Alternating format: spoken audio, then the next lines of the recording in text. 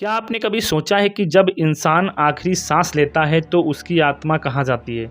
क्या वह तुरंत स्वर्ग या नरक में पहुंचती है या कुछ समय तक धरती पर भटकती है? आज हम आपको ले चलेंगे उस अदृश्य दुनिया में जहां जीवन और मृत्यु के बीच की रेखा धुंधली होती है। वैज्ञानिक और धार्मिक दृष्टि से जानेंगे कि मृत्यु के बाद आत्मा का क्या होता है। तो बने रहिए हमारे साथ, क्योंकि इस सफर में रहस्य भी है, विज्ञान भी है, आध्यात्मिक सत्य भी है।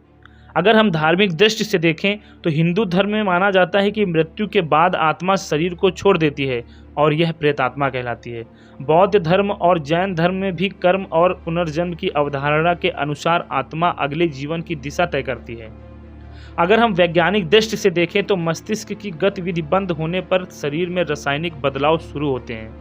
कुछ शोध बताते हैं कि मौत के कुछ मिनट तक मस्तिष्क में चेतना के संकेत बने रहते हैं, जिसे नज़दीकी मृत्यु अनुभव यानी नियर डेथ एक्सपीरियंस NDE कहते हैं। अगर हम धार्मिक मान्यताएं से देखें तो कुछ ग्रंथों के अनुसार अगर मृत्यु असामान्य या अकाल हुई है तो आत्मा 7 से 15 या 40 दिनों तक भटक सकती है। हिंदू रीत में 13वां दिन त्रयोदशी महत्वपूर्ण माना जाता है। इस दिन आत्मा को शांति प्राप्त कराने के लिए कर्मकांडी और शांति अनुष्ठान किए जाते हैं। अनुभवी साधक और योगियों का मानना है कि मृत्यु के बाद आत्मा के कर्म और इच्छाएं उसकी भटकन की अवधि तय करती है। अनसुलझे दुख या अधूरे काम आत्मा को धरती पर बांध सकते हैं। कर्मफल सिद्धांत अच्छे कर्म स्वर्ग की ओर और बुरे कर्म नरक की ओर ले जाते हैं। हिंदू ग्रंथों में वर्णन है कि यमराज आत्मा के कर्मों का हिसाब लेते हैं। बौद्ध धर्म में भी कर्म और पुनर्जन्म का नियम है, जहां आत्मा अपने कर्मों के अनुसार अगले जीवन में जाती है। नारोलॉजी और मनोविज्ञान के अनुसार मौत के बाद चेतना का अध्ययन किया जा सकता है। NDE के अनुभव में लोग उजाले, सुरंग या अपने जीवन की झलक देख सकते हैं। यह अनुभव आत्मा की यात्रा जैसा प्रतीत होता है।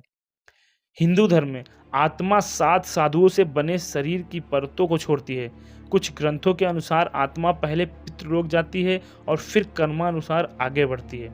आत्मा पुनर्जन्म के चक्र में फंसती है। ध्यान और पुण्य कर्म आत्मा को उच्च लोक में ले जाने में मदद करते हैं। चेतना और मस्तिष्क की विद्युत गतिविधि मृत्यु के बाद भी थोड़ी देर बनी रहती है।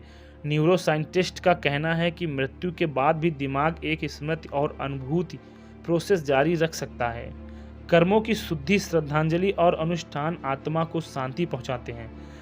पितृ तर्पण और मृत्यु संस्कार महत्वपूर्ण है।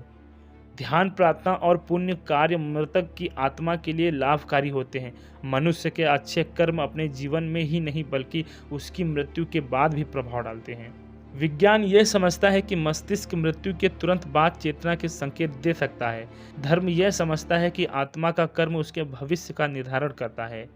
दोनों दृष्टिकोण मिलकर बताते हैं कि मृत्यु सिर्फ शरीर का अंत नहीं बल्कि चेतना और आत्मा की यात्रा की शुरुआत है।